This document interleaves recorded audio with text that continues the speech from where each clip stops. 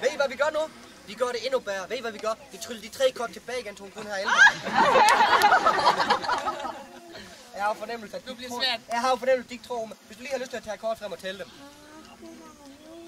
Højt og tydeligt ned i min hånd. 1, 2, 3, 4, 5, 6, 7, 8, 9, 10, 11, 12, 13, 14.